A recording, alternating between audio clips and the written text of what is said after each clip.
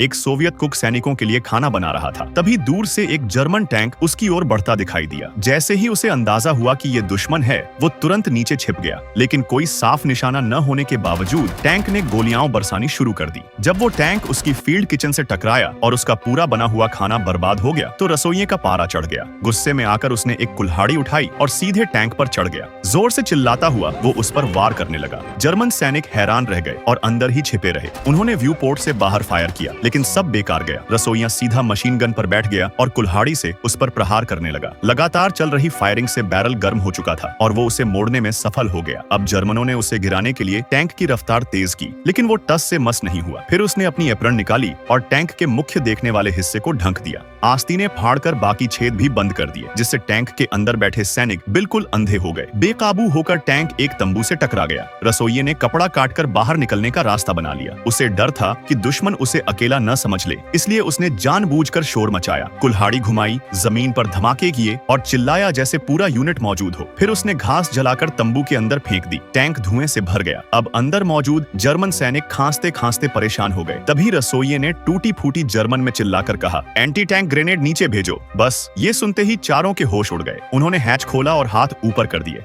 रसोइये ने तुरंत राइफल तान दी और सबको हथियार फेंकने को कहा। जब वो सैनिक पीछे मुड़े तो हैरान रह गए। जो उन्हें घेर रहा था वो कोई योद्धा नहीं, एक अकेला कुक था। लेकिन तब तक बहुत देर हो चुकी थी। रसोइया उनकी शक्ल देखकर ठहाका मारने लगा। कुछ समय बाद जब बाकी सोवियत सैनिक लौटे और दूर से टैंक देखा तो सभी घबरा गए, जमीन पर लेट गए और कवर में चले गए। मगर जब कमांडर ने झांक कर देखा तो पाया कि टैंक के पास वही रसोइया खड़ा है, हाथ में राइफल लिए और चिल्ला रहा है, बाहर आ जाओ, खाना तैयार है। सब दंग रह गए। जब उन्हें यकीन हो गया कि वो बंदी नहीं है, तब जाकर बाहर आए और जब पता चला कि उसने 4 जर्मनों को बिना एक भी गोली चलाए पकड़ लिया और एक टैंक भी छीन लिया, तो वो अवाक रह गए। ये कोई मनगढ़ंत कहानी नहीं, बल्कि हकीकत में घटी एक रोमांचक घटना है।